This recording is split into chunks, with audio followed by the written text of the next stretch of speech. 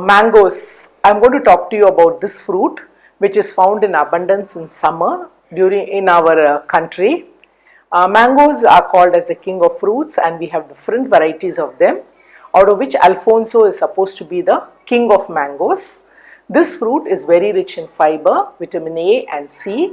It has small amounts of calcium, vitamin E and folic acid, and this can be had in different forms like a pulp, or you can even have it like as a juice or in a milkshake.